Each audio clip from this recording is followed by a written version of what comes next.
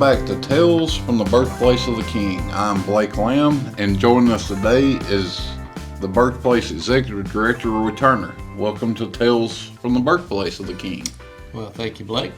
We're excited to have this new video blog going. Awesome. Today we want to talk about Elvis's generosity. More along the lines of how we have this park because of him. You tell a wonderful story on that that ties in with the 56 and 57 concerts here in Tupelo. You want to share that story with the world? Sure. We owe a lot to Elvis, our jobs.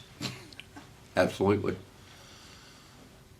Elvis grew up over here on this side of town, of course, which was the poor side of town, wrong side of the tracks. He knew how children on the side of town were treated by the kids on the other side of town. And evidently, it stung, and he wanted to do something about it.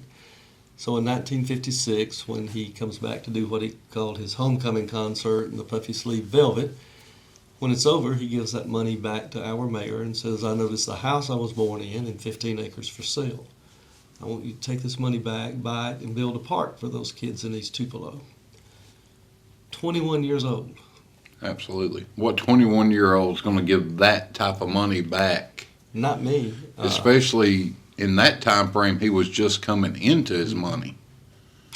That year, he made his first million, which that would be like, well, I'd be in the same boat what I make now. If I suddenly went to $1 million, it would blow my mind. But it was even greater in that era what he was making. And although he did spend lavishly, he was generous to a fault. Because I'm going to be honest, at 21 years old, I was a pretty self-centered little prick, as I think most 21-year-olds are. So the following year, 57, he comes back to do a second concert. When that's over, he gives that check to the mayor and says, I want to build a youth center for those kids. When you visit the Birthplace now, of course, where you buy your ticket in the museum, is that original youth center. I was one of the kids that benefited from his generosity. I had my first dance, 9th grade, in what's now our museum. We had nothing over here. And when we'd go to the other side of town, I guess one of the nicer things they called us was white trash to get back over there, across the tracks. We had a swimming pool, playground equipment, softball field, tennis court, picnic tables. We'd never had anything like that over here.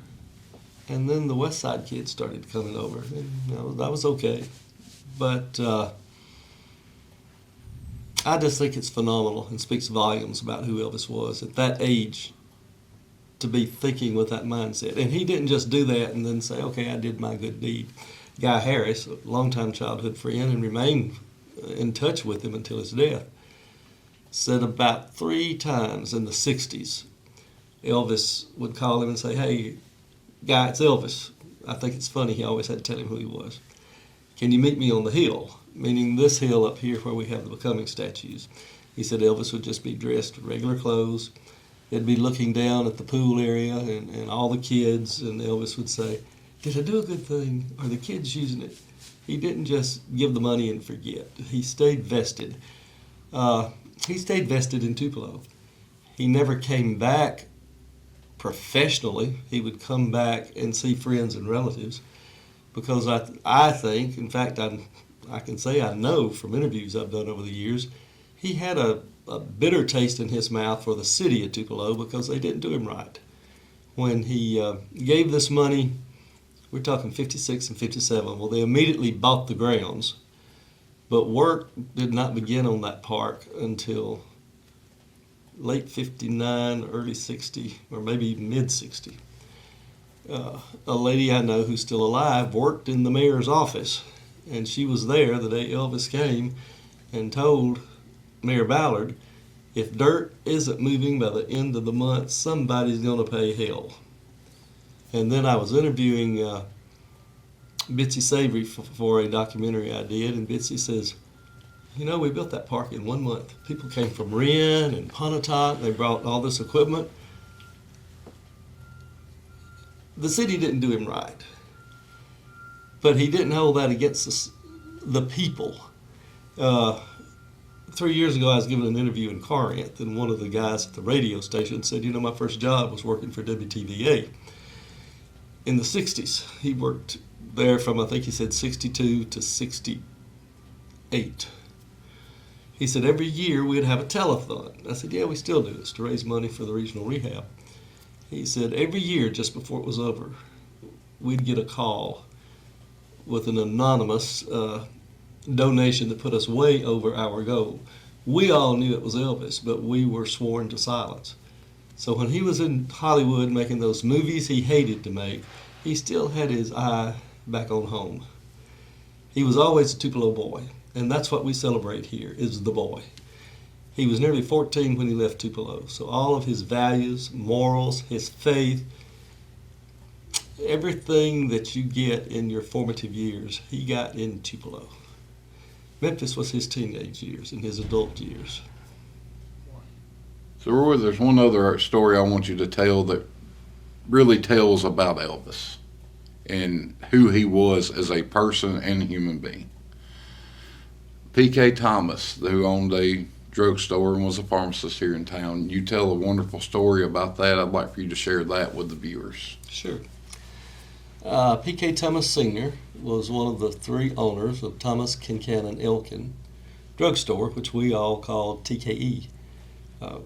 Elvis growing up, just as me growing up, it was a place when you went to Tupelo, you were going to go in there and sit down at their fountain and have a Coke or ice cream or their wonderful potato salad. I mean, it was a Tupelo. It was also a gathering place.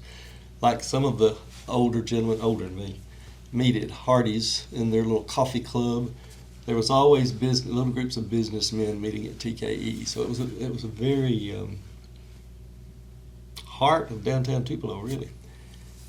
And I ran across this article that came out in the Lee County Courier several years ago that Mr. Thomas's grandson was telling how, as a little boy, Elvis went into TKE and said his mother was ill and needed medicine, and he had no money.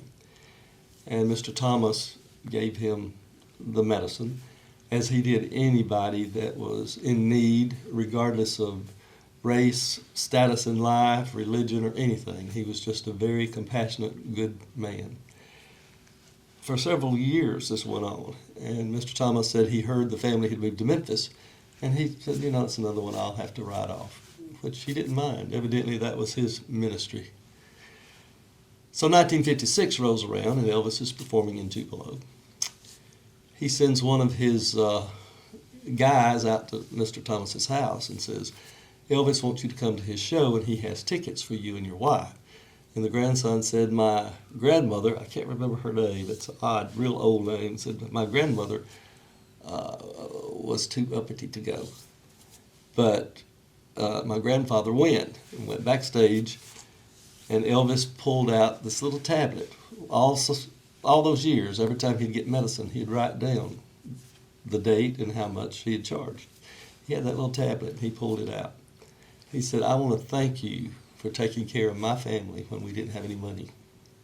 Then he pulls out an envelope with whatever that total was, plus 10% interest for what had been 11 years. Now, how many poor kids that makes it so big are going to be worried about this debt so many years ago that probably everybody's forgotten? Again, that defines the kind of person Elvis was. He had a remarkable honesty and generosity to him that stayed true to who he was. Even